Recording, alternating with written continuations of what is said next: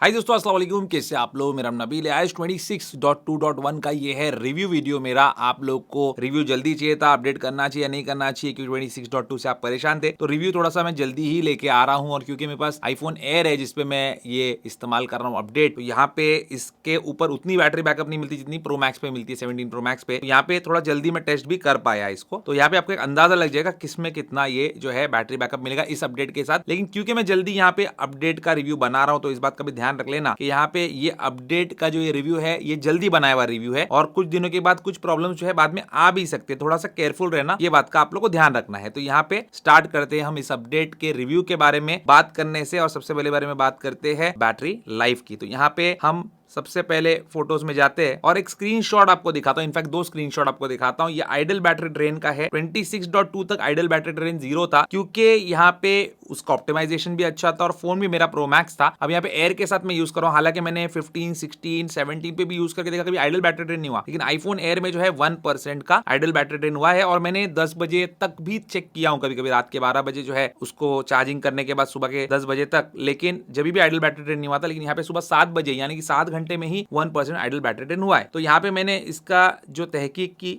उसमें यही पता चला कि होम और लॉक स्क्रीन जो है वही उसके आइडल बैटरी ड्रेन का रीजन है। तो यहाँ पे देख सकते हैं आप 1 मिनट का स्क्रीन एक्टिव टाइम इसमें दिखा रहा है, और यहाँ पे 1% आइडल बैटरी ड्रेन हुआ है। एक्चुअली ये 0 रहना चाहिए। क्यों 0 रहना चाहिए? यहाँ पे मेरे पास सिर्फ 2 ही विजेट है, एक है वेदर विजेट और दूसरा है ट्रू कॉलर का विजेट। इसके अलावा कोई विजेट यहाँ पे है नहीं। तो आप लोग इस तरीके से चेक कर सकते हो, और कोई विजेट अगर बैटरी ज्यादा खा रहा है तो उसको हटा सकते हैं। होम और लॉक स्क्रीन ही जनरली बताएगा या फिर विजेट बताएगा। यहाँ पे ऐसा कोई विजेट था नहीं कि बैटरी ये कंज्यूम करे, तो 1% आइडल बैटरी ड्रेन जो हुआ है उससे मैं खुश तो नहीं हूँ। अब यहाँ पे फिर से हम सेटिंग में आ जाते हैं, और सेटिंग में हम पहले देख लेते हैं कि कितना मैंने इसको यूज किया। इसमें एंड्योरेंस जो है कितना मिला मुझे। पावर मोड मैंने एडेप्टिव ही रखा था। लो पावर मोड ऑटोमेटिकली ये इसने ऑन किया जब 20% पे बैटरी है, लेकिन मैंने उसको ऑफ कर दिया क्योंकि मेरे को लो पावर मोड नहीं, प्रॉपर जो है फुल पावर मोड पे ही इसको चेक करना था। लेकिन मैंने उसको एडेप्टिव भी रखा, तो उसमें वो थोड़ा सा परफॉर्मेंस एडजस्ट करता है। लास्ट चार्ज जो है आज ही रात को, यानी कि अब जो मैं वीडियो बना रहा हूं तो वेंसडे को बना रहा हूं, और वेंसडे की रात को 12 बजे जो है ये फुल चार्ज किया था मैंने 100% को, और शाम में 6:30 बज रहे हैं, यानी कि 18 आवर्स जो है ये फोन चला है। इससे ज्यादा ये फोन चला नहीं है। यही प्रो मैक्स मॉडल जो था मेरा, ये प्रो मॉडल भी था, इससे ज्यादा जाता। तो एयर की बैटरी बैकअप और एंड्योरेंस तो कम है ही, यहाँ पे समझ में आ रहा है। लेकिन स्क्रीन एक्टिव टाइम कितना मिला है वो भी देखेंगे। तो यहाँ पे थोड़ा नीचे चले जाते हैं और यहाँ पे व्यू ऑल बैटरी यूजेज करते हैं। सब पे ध्यान दो आप लोग, आपको भी ऐसे ही चेक करना है। रात के 12 बजे फुल चार्ज करके हटा देना और फिर चेक करना। तो यहाँ पे स्क्रीन एक्टिव टाइम अच्छा है, 5 आवर 16 मिनट्स का स्क्रीन एक्टिव टाइम है। अगर आप इतना यूज नहीं करते तो फिर आपको एक दिन से ज्यादा चलेगा आईफोन है, लेकिन इतना यूज करते हो तो फिर एक ही दिन चलेगा। एक दिन भी चलना मुश्किल है, क्योंकि मुझे अभी इसको चार्ज करना ही पड़ेगा। 10% पे आ गया, 6:30 बज रहे अभी रात तक, तो इसको यूज करना है मुझे। तो यहाँ पे स्क्रीन एक्टिव टाइम जो है 5 आवर्स या मैक्सिमम अगर पकड़ लो तो 6 आवर्स का आपको मिलेगा। आईफोन एयर है तो। लेकिन ये चीज ये भी प्रूव करती है कि अगर आपके पास आईफोन 17 प्रो मैक्स है, 16 प्रो मैक्स है, या ऐसे फोन है जिसकी बैटरी लाइफ अच्छी है, अगर आपका 16, 17 भी है तो आपको अच्छा बैटरी बैकअप मिल सकता है। और अगर आपको 17 प्रो मैक्स है खास करके, तो 7 आवर्स प्लस का आपको स्क्रीन एक्टिव टाइम मिलेगा। साथ ही आपको 1.5 डेज की एंड्योरेंस भी मिलेगी, उतनी देर आपकी बैटरी चलेगी। एक और चीज आपको बताता हूँ, यहाँ पे व्यू ऑल बैटरी यूजेज में जाके आपको यहाँ पे टैप करके देखना होता है। जैसे वेंसडे में ही खत्म हो गया, अगर 2 दिन रहता तो मैं ट्यूसडे को भी टैप करता, वेंसडे को भी टैप करता। तो यहाँ पे आप देख सकते हैं बैटरी जो है कैसे उतरी है। रात के 12 बजे मैंने फुल चार्ज किया तो सुबह के 7 बजे जो है ये फुल चार्ज पे ही थी। उसके बाद 1% और उसके बाद दर जो है ये बैटरी नीचे आ गई। मैं यूज भी थोड़ा ज्यादा करता हूँ, और क्या यूज करता हूँ वो यहाँ पे आप देख सकते हैं। मैंने इंस्टाग्राम जो है अच्छा खासा चला है, जिसमें 2.5 घंटा जो है ये यूज हुआ है। सिर्फ वेंसडे का दिखा रहा हूँ मैं, ठीक है, ट्यूसडे का नहीं दिखा रहा हूँ। तो आज जो रात के 12 बजे सुबह 7 बजे मैंने इसको आइडल रखा, 7 बजे के बाद से 6:30 बजे तक 2.5 घंटा इंस्टाग्राम ही चल गया, फिर ट्विटर चल गया, एक्स, फोन कॉल जो है 19 मिनट के, व्हाट्सएप चला 15 मिनट, जीमेल जो है वो 8 मिनट यूज किया, कैमरा भी मैंने यूज किया 5 मिनट तक, और ये कुछ और एप्स है जो मैंने यूज किया है। और होम और लॉक स्क्रीन ने 5% बैटरी खाया है, तो यहाँ पे विजेट वगैरह इसके लिए रिस्पॉन्सिबल है। और ऑलवेज ऑन डिस्प्ले ने 2% का। तो आप लोग पूछते हैं ना ऑलवेज ऑन डिस्प्ले से कितना फर्क पड़ता है? बहुत ज्यादा फर्क नहीं पड़ता, सिर्फ 2% बैटरी उसने खाया है ओवर 18 आवर्स। तो बैटरी लाइफ के बारे में मैं क्या बोलूंगा यहाँ पे वो मैं आपको बता देता हूँ। देखिए जो प्रॉब्लम्स थे वो क्या था, एक्सेसिव बैटरी ड्रेन था 26.2 में, ओवर हीटिंग इशू था, लो पावर मोड एनेबल करना पड़ता था ओवर हीटिंग स्टॉप करने के लिए, एडेप्टिव पावर मोड प्रॉपर्ली काम नहीं करता। लेकिन इस वाले अपडेट से मुझे अभी फिलहाल वो शिकायत नहीं है, क्योंकि बैटरी लाइफ अच्छी मिली है। हालांकि एंड्योरेंस कम है क्योंकि फोन आईफोन एयर है, इसकी बैटरी सबसे छोटी बैटरी है। तो यहाँ पे फिर भी मुझे 5 घंटे के ऊपर का स्क्रीन एक्टिव टाइम मिल रहा है, अराउंड 6 आवर्स का, 5.5-6 घंटे का। तो ये बहुत अच्छा है। ओवर हीटिंग का इशू मुझे यहाँ पे बिल्कुल भी नहीं आया। ओवर हीटिंग इस वाले अपडेट में कंट्रोल हुई है ऐसा लग रहा है। लेकिन मैंने जैसे एक ही दिन या 2 दिन ही मैंने इसको टेस्ट किया है, तो मैं अभी फटाफट आपको रिव्यू देने के लिए 2 दिन में बना रहा हूँ, वरना मैं 4-5 दिन आराम से टेस्ट करके बनाता। तो अभी फिलहाल तो ओवर हीटिंग नजर नहीं आ रही, और लो पावर मोड वगैरह लगा के मुझे ओवर हीटिंग स्टॉप नहीं करना पड़ रहा। तो ये कुछ प्रॉब्लम्स थे 26.2 में जो यहाँ पे सॉल्व किया एप्पल ने, ऐसा अभी फिलहाल लग रहा है। चलिए अब अगली चीज देखते हैं, वो है स्टोरेज। चीज। तो स्टोरेज में जाते हैं आईफोन स्टोरेज में, अभी अवेलेबल फ्री स्पेस वगैरह वो चीज में नहीं जाएंगे, यहाँ पे सिर्फ सिस्टम डेटा में ध्यान देंगे। तो यहाँ पे 14.81 GB है जो कि डिसेंट है मेरे हिसाब से, ठीक है। पहले बहुत ही कम रहता था, अब ये फोन में मैं माइग्रेट हुआ हूँ, अब यहाँ पे धीरे धीरे कम भी होगा, ज्यादा भी हो सकता है, बट अराउंड 14.81 GB है। 1 TB का फोन है ये, तो फोन के कैपेसिटी के हिसाब से सिस्टम डेटा ओके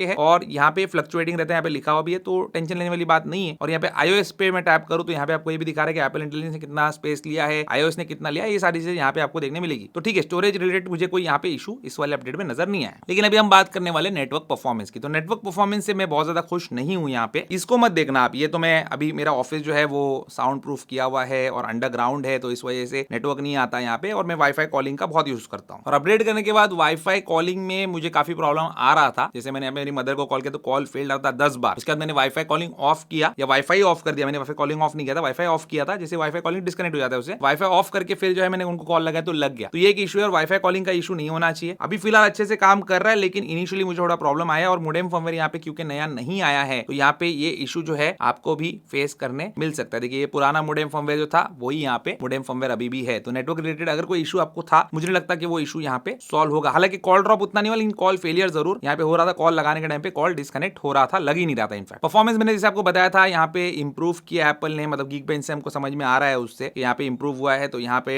ठीक है, मुझे कोई लैग वगैरह ऐसा महसूस नहीं हुआ सीरियस। कीबोर्ड के अंदर जो है हल्का सा मुझे ऐसा लग रहा है कि लैग है, थोड़ा सा और इसकी स्पीड जो है बढ़नी चाहिए। बाकी एनिमेशन स्मूथ है, और यहाँ पे कोई दिक्कत नहीं आ रही। हालांकि देख सकते हैं आप, बैटरी अभी सिर्फ 9% पे है, फिर भी सब कुछ स्मूथ चल रहा है। लो पावर मोड लगाएंगे 120 हर्ट्ज के रिफ्रेश रेट वाले या एडेप्टिव रिफ्रेश रेट वाले डिस्प्ले पे, तो वो 60 हर्ट्ज पे रेस्ट्रिक्ट करेगा, फिर आपको लैगी महसूस जरूर होगा। लेकिन वो इस अपडेट का इशू नहीं है, वो वैसे ही है, मतलब उसमें परफॉर्मेंस को कंट्रोल किया जाता है बैटरी लाइफ के लिए और उसको प्रायोरिटी देने के लिए। एक प्रॉब्लम जो है यहाँ पे सॉल्व हो गया है, वो है ब्लैंक कॉल हिस्ट्री का। तो अभी मैं ये ओपन करके नहीं दिखाता क्योंकि नंबर्स वगैरह है, लेकिन ब्लैंक कॉल जो हिस्ट्री दिखा रहा था पहले वाले अपडेट में 26.2 में, अभी वो सॉल्व हो गया है। तो होपफुली आपके भी फोन्स में वो प्रॉब्लम सॉल्व हो गया होगा। और एक बार भी अपडेट करने के बाद से जितने बार भी मैंने यहाँ पे डायलर ओपन किया है, कॉल हिस्ट्री जो है मुझे ब्लैंक नहीं दिखा रहे, मिस कॉल वगैरह सारे प्रॉपर दिखा रहे हैं। तो एक बार ये अपडेट आप करेंगे तो आप मुझे इसके बारे में कमेंट करके जरूर बताना। कोई बग्स ऐसे नजर आए क्या मुझे? तो नहीं, मुझे सिवाय वो कॉल फेलियर वाला जो बग था उसके अलावा कोई भी बग जो है नजर नहीं आया। देखिए, कल रात में ही मैंने इसको 9 बजे मेरी मदर को कॉल किया था, और उस टाइम पे ये कॉल फेल आ रहा था, और दूसरे लोगों को भी मैंने कॉल किया, बट स्क्रीनशॉट लेकर रखा था ताकि आपके साथ मैं ये डिस्कस कर सकूं। बाकी यहाँ पे ग्रीन स्क्रीन इशू क्या आ सकता है? तो देखिए, पुराने फोन आपके पास है 13-14 सीरीज के, तो उसमें ग्रीन स्क्रीन इशू आ सकता है। उससे बचने के लिए आपको वीडियोस देखना चाहिए मेरे, जिसमें मैंने बताया कैसे आप प्रॉपर्ली अपडेट कर सकते हैं। नए फोन के अंदर ये इशू नहीं है, और आ भी जाए तो आप वारंटी में उसको क्लेम कर सकते हैं, डिस्प्ले चेंज करवा सकते हैं। पुराने फोन यूजर्स जो है, पुराने आईफोन यूजर्स, वो लोग जो है थोड़ा ध्यान रखना, फोन को ओवरहीट होने मत देना, और प्रॉपर्ली उसको आप अपडेट कर लेना। क्या आपको iOS 26.2.1 इस अपडेट पे अपने फोन को अपडेट करना चाहिए, नहीं करना चाहिए? देखो, अगर आप iOS 26.2 पे हो और आपको आपका फोन बहुत प्रॉब्लम दे रहा है, तो मुझे लगता है कि ये अपडेट जो है उससे तो बेहतर है। फिलहाल तो बेहतर लग रहा है, आगे जाके कोई प्रॉब्लम क्रिएट करे, जैसे वो भी पहले बहुत अच्छा था, लेकिन बाद में जाके महीने भर बाद प्रॉब्लम क्रिएट करने लगा था। तो उस हिसाब से मैं बोलूं तो ये भी कर सकता है आगे जाके, लेकिन अभी फिलहाल ये अच्छा अपडेट लग रहा है, अपडेट कर सकते हो। और इसके बाद जो दूसरा अपडेट आने वाला है 26.3, ये अपडेट को आने के लिए बहुत ज्यादा टाइम नहीं, मतलब मिड फरवरी में आ जाएगा, और अभी फरवरी बस लगने में ही है, जनवरी एंड पे हम आ गए। तो अगर ये अपडेट आपको बाद में कुछ प्रॉब्लम क्रिएट करेगा भी, तो 26.3 के अंदर उसका प्रॉब्लम का सोल्यूशन निकलेगा, क्योंकि इसके अंदर काफी सारी चीजें जो अभी एप्पल ने फिक्स नहीं किया, जैसे नया मोडेम फर्मवेयर नहीं है, तो नेटवर्क परफॉर्मेंस थोड़ा वीक है। लेकिन 26.2 के अंदर भी वही प्रॉब्लम है, तो यहाँ पे बहुत सारी चीजों में ये 26.2 से तो बेहतर है, कुछ चीजों में सेम है। आपको कैसा लगा ये अपडेट? आपने रिव्यू देखने पहले ही कर लिया था, तो आप अपना भी थॉट यहाँ पे नीचे कमेंट करके बोल सकते हैं, और रिव्यू देखने के बाद भी अगर आप अपडेट करते हो तो आपका फोन कैसा बिहेव कर रहा है, ये भी आप दूसरों के साथ शेयर कर सकते हैं। यही दिखानी दोस्तों iOS 26.2.1 के रिव्यू की। उम्मीद करता हूं आपको आज का वीडियो पसंद होगा। पसंद लाइक जरूर कीजिए, मेरे चैनल को सब्सक्राइब जरूर कीजिए। Good bye.